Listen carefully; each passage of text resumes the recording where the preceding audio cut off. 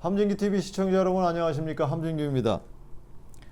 아직 함진기TV의 구독자가 아니신 분은 화면 아래 구독 버튼과 좋아요 꾹 눌러서 함진기TV를 응원해주세요.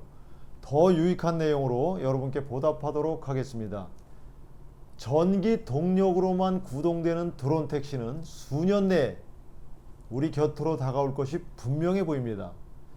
출퇴근 시간에 도심 교통체중에 갇혀보지 않은 분들은 거의 없을 텐데요.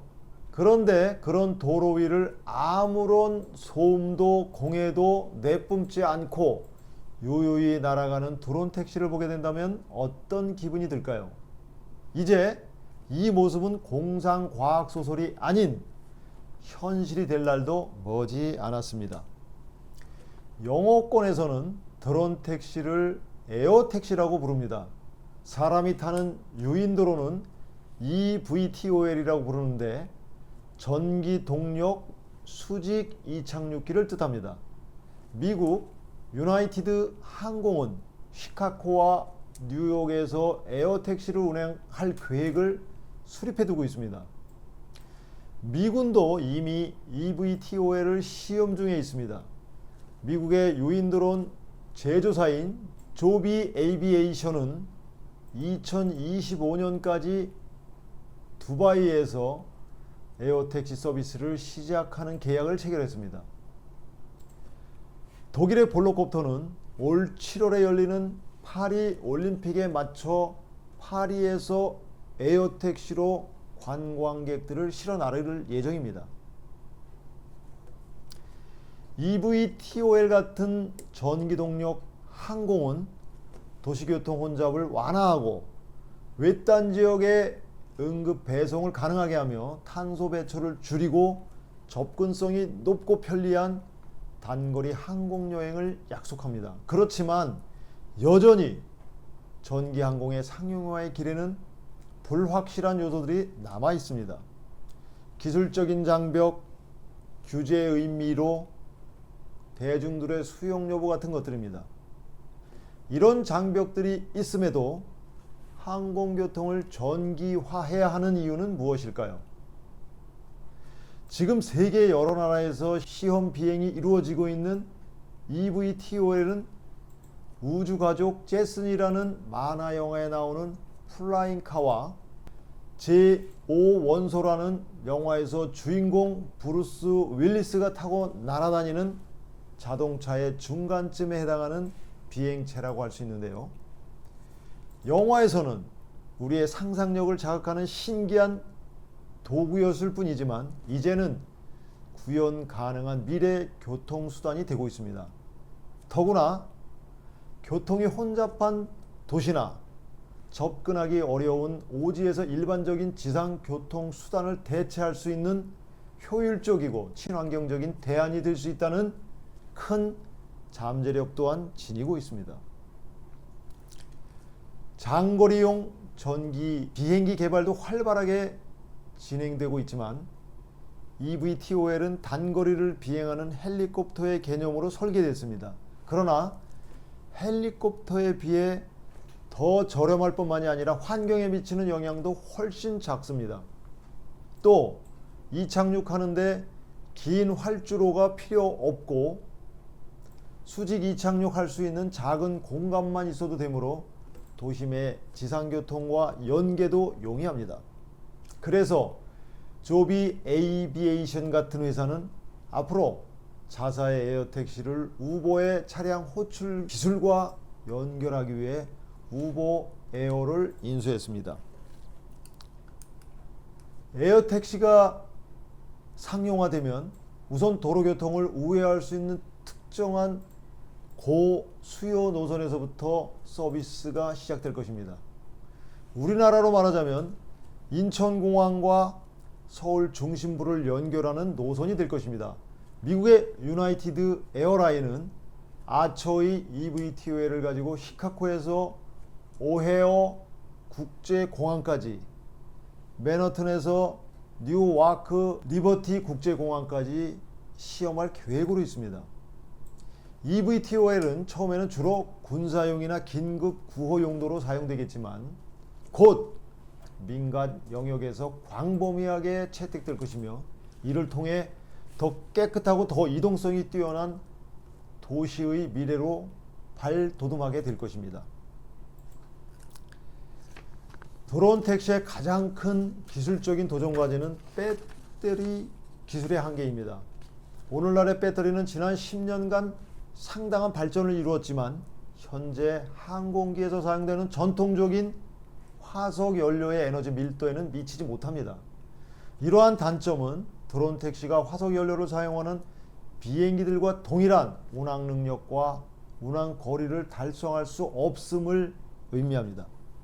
그래서 장거리 비행은 아직 실현 가능성이 제한될 수밖에 없는 것이죠.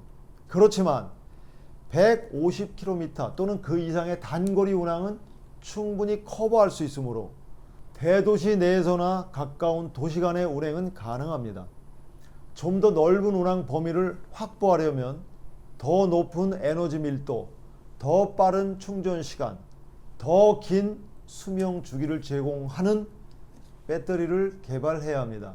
결국 배터리의 발전이 곧 전기동력 항공기 전체 잠재력을 확장하는 가장 중요한 기술적인 요소가 되는 셈입니다. 그래서 연구자들은 끊임없이 더 높은 에너지 밀도를 갖는 연료를 찾는데요. 항공 분야에서는 수소가 유망한 대안으로 등장하고 있습니다. 잘 아시다시피 수소는 전통적인 화석 연료보다 오히려 더 높은 에너지 밀도를 자랑하면서도 수증기만을 배출함으로써 탄소 배출이 전혀 없는 청정 에너지원입니다. 그러나 이러한 막강한 수소의 잠재력이 현실화하기 위해서는 수소를 액체로 만들어 안전하게 보관하고 운송해야 하며 수소연료 항공을 지원할 수 있는 인프라도 구축되어야 하는데요. 그러자면 많은 비용과 복잡한 물류체계가 요구됩니다. 또 한 가지 심리적인 장애물도 있습니다. 바로 1937년에 화재로 인해 수명을 다한 독일의 수소 동력 항공기인 힌텐부르크 비행선의 악몽입니다. 힌텐부르크 비행선은 최대 72명의 승객을 수용할 수 있었고 약 40명의 승무원이 탑승했습니다. 수소 동력 비행선이라고 하지만 실제로는 수소를 태워서 추진력을 얻는 수소연료 항공기는 아니었습니다. 공기보다 가볍다는 수소의 성질을 이용해서 항공선에 수소를 채워 양력을 발생시키는 것이었죠. 그러니까 비행선이 이륙할 때는 수소를 주입해서 띄어 올렸고 그 후에는 디젤 엔진으로 추진력을 얻어 비행했으며 착륙할 때는 다시 수소를 배출하는 시기였습니다. 그런데 1937년 이 비행선이 미국 뉴저지의 해군 항공기지에 착륙하는 과정에서 수소에 불이 붙으면서 대형 화재가 발생해 수십 명의 인명피해가 나는 대참사가 발생했습니다. 이 사건으로 인해 수소에 대한 부정적인 인식이 사람들의 마음속에 자리 잡게 된 것이죠. 이런 장애물에도 불구하고 이미 수소동력 eVTOL을 개발해서 테스트를 진행하는 스타트업도 있습니다. 언론 보도에 따르면 호주 항공우주 스타트업 AMSL 에어로는 수소연료 전지를 동력원으로 하는 전기항공기 베르티아의 상업 주문을 받아 이미 테스트를 진행하고 있습니다. 이 회사는 수소 1회 충전에 eVTOL을 약 1000km가량 비행할 수 있는 수소연료 배터리를 탑재한 항공기를 개발 중인데요. 이 모델은 이미 지역 항공사의 주문도 받아놓은 상태라고 합니다. 적어도 항공교통을 위해 하늘에서 4차원 고속도로를 성공적으로 구축하려면 비행체의 가막 능력에서부터 공중교통 관제에 이르기까지 모든 곳을 규율하는 포괄적인 규칙이 필요합니다. 미국의 경우 연방항공청 FAA는 당분간은 항공기 조정면허를 보유하고 있는 조종사들이 에어택시를 운행해야 한다고 규정하고 있습니다. 이것은 현재 에어택시 기술 수준이 자율비행 수준에 이르기 위해서는 더 많은 발전이 있어야 하며, 그동안에는 에어택시가 기존의 항공교통체계에 편입되는 방식으로 통합이 이루어져야 함을 의미합니다. 에어택시 상용화의 길에는 이처럼 조종사의 자격증 문제뿐만이 아니라 비행체의 가망능력 기준, 공중교통 관리에 대한 기준 등 매우 복잡한 문제들이 놓여 있습니다. eVTOL에는 그간 수백 번의 시험 비행을 수행했지만 2022년에는 한 대가 프로펠러 블레이드가 고장이 나서 추락했고, 2023년에는 또 한 대가 추락하면서 안전 문제도 불거졌습니다. 두 경우 모두 원격으로 비행 중이었습니다. 장기적으로 에어택시의 비전은 도심항공을 자율 비행하는 자동차들이 자유롭게 날아다니는 것입니다. 바로 영화 백 투 더 퓨처에서 볼 수 있는 그 장면이죠. 그러나 이 미래는 자율 비행 기술과 배터리 기술에서의 도약뿐만이 아니라 사람들이 일상생활에서 자율 비행 자동차와 자율 주행 자동차를 기꺼이 받아들이는 사회적 변화가 함께 있어야 합니다. 지상에서는 자율주행 자동차의 안전성이 여전히 문제가 되고 있는 상황입니다. 에어택시가 도시 및 농촌 환경에서 성공적으로 통합되려면 안전하면서도 비용 효율적인 교통수단이 될 수 있어야 하는데요. 규제 환경이 향후 수년 동안 이 산업의 성장을 지원하는 쪽으로 발전해 갈 것이므로 종국에는 업계가 그들 앞에 놓인 많은 장애물을 극복하고 항공교통의 획기적인 변화를 가져오게 될 것입니다.